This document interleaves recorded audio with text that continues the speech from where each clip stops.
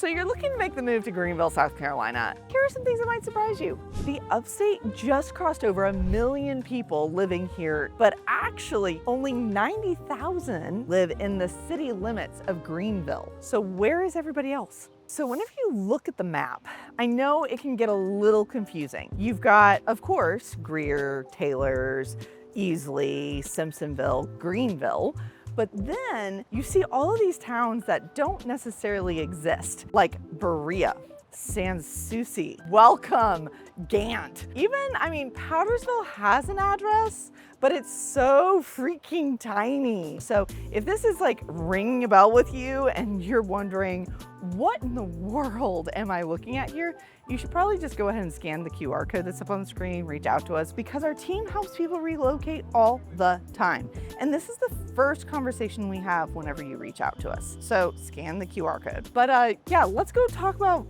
why people are actually landing here and where they are going. So a big factor for a lot of people when they are looking at this area is, where are they gonna work? What jobs are available here? And a lot of people go, I'm leaving an area that I'm driving an hour to get to work, and they don't want to do that here. Well, good news is you don't have to. We've got some of the bigger employers in the area, and they're actually not too far out from Greenville. You've got Michelin, GE, Fluor, and the big one, BMW. Really fast, let's talk about BMW. It's just such a large part of the Upstate's employment. If you're starting a job at BMW, you may not want to live in Travelers Rest or Easley or Simpsonville, just because that's too far of a drive.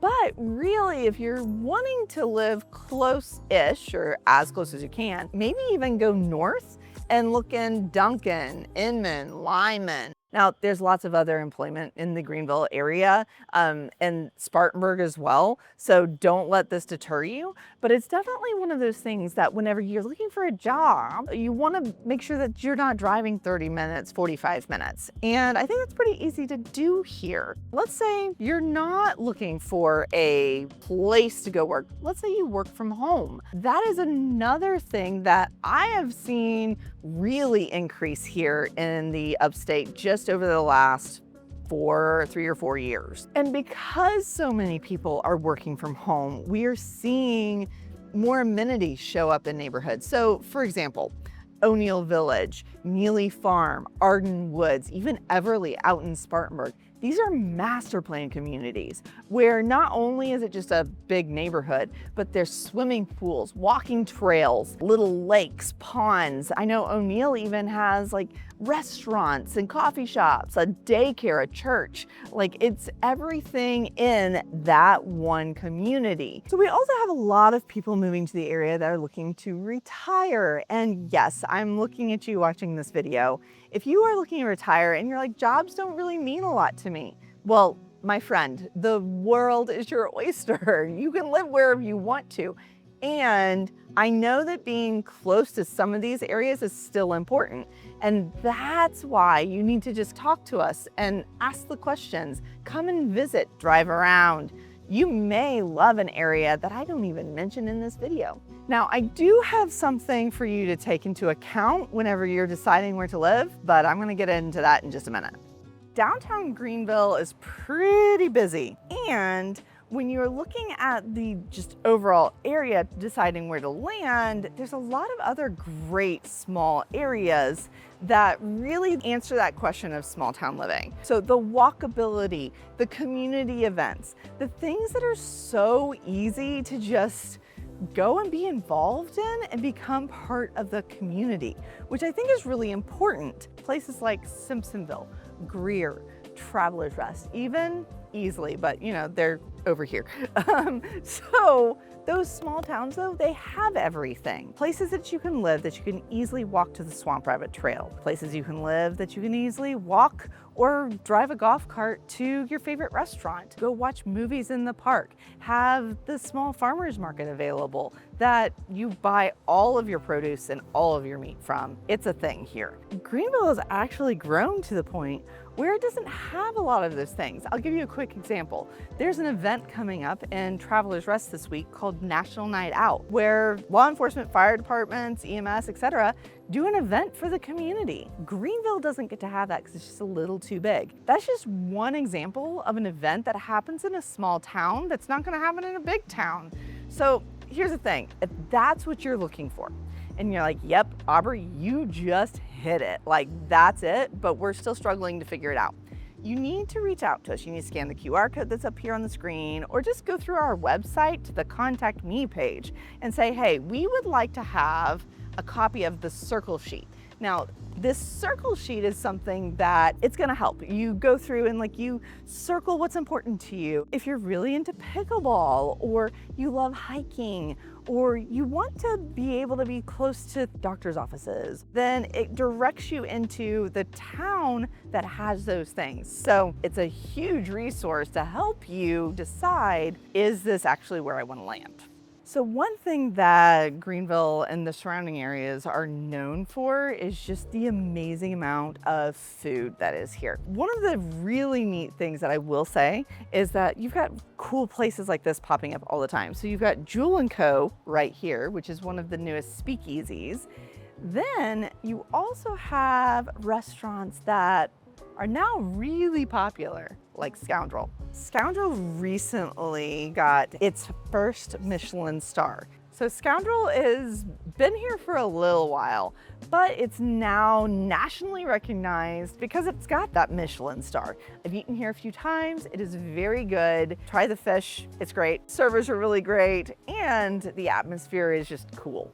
So I would say it's more of a French style cuisine, and that kind of goes into like Greenville's food is different. Like, it's not the big box stuff. You're not gonna see just a bunch of restaurants that you can go to anywhere. Yes, Greenville has those, but specifically here in the area, and something that makes this area so great is the amount of different food options you actually have. So from Italian to Indian to, I don't know, Jack, we've got pizzerias, and Suburbs is also very good. Is so good. And Suburbs is actually part of a restaurant group. If you like one particular restaurant, I would check, is it a Table 301 restaurant like Suburbs is? Because those restaurants have a certain standard that they need to keep that is specific and consistent across every restaurant. So it's not just downtown Greenville though. You can go to Bridgeway Station and have all sorts of different restaurants, or Travelers Rest has a whole bunch of really neat restaurants. Go check out Tandem. You will love those crepes. It's something that everybody needs to try at least once. I love this breeze. It's so nice. It's very nice. We had a cold front come through.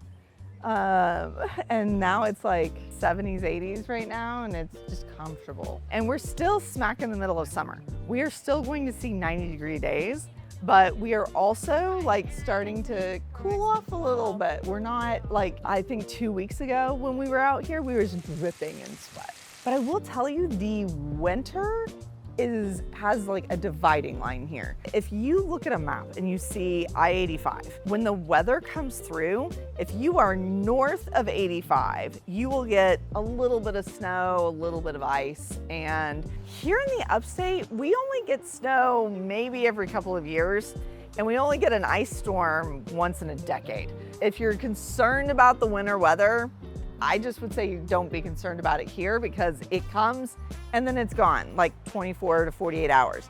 But I have a caveat for you on winter weather. If you are looking to go out and about whenever it's snowing, ice, just don't. We don't have the equipment here to take care of the roads, salt, trucks, all that things. They just don't exist here.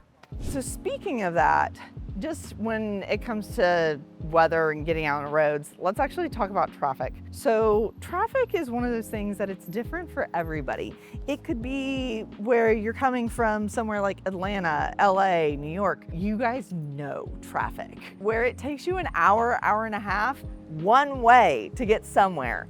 And that's just not the case here in the upstate. Now, we do have traffic.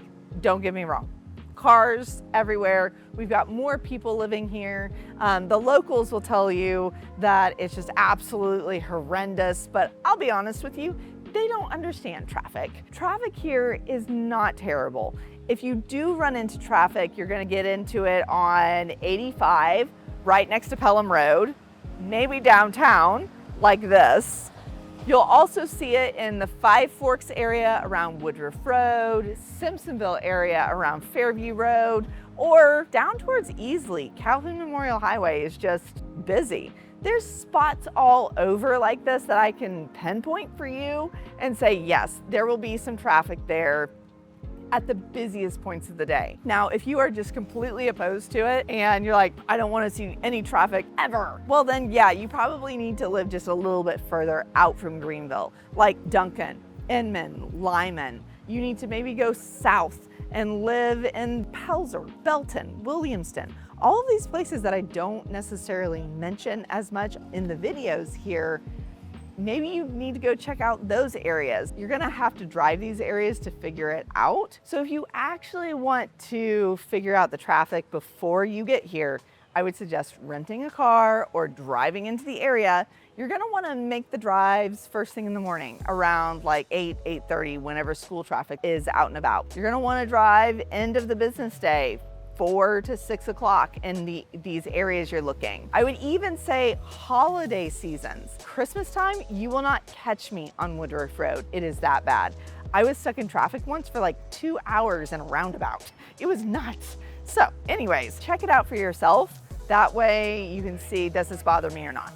So all of these things really boil down to one thing: the time of your life that you are in, your season. Are you a family with young children that needs to have a certain school district? What if you are moving here and you are in the prime of your career, but you are working from home, so you actually look for more things for community where you can meet people since you're not in an office every day? Are you retiring and you just want to live in an area that you can walk out your door and walk to the grocery store or to a farmer's market? And side note here, for my retirees and empty nesters, I know school districts aren't actually a big deal to y'all, but good school districts usually lead to good quality neighborhoods. Go to greatschools.org. It's a great resource that actually will narrow it down to specific areas. And that's why that circle sheet is so important. It's just one more thing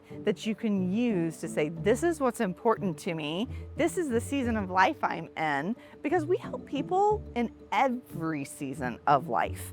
And there's a lot that Greenville has to offer. So without further ado, I know why you guys are still here. Let's go into what does it actually cost.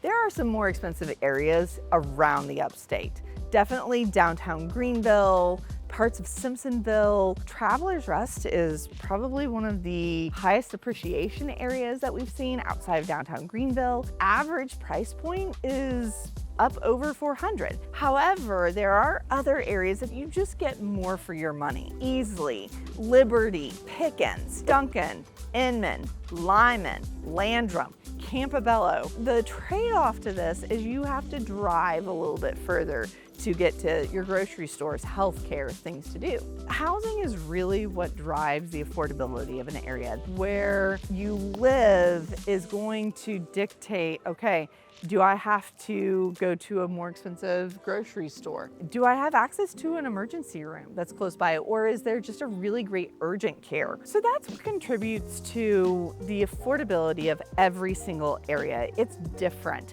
And that's why that circle sheet that I mentioned earlier in the video, you should reach out, you should ask for that, let us help you, and go watch this next video.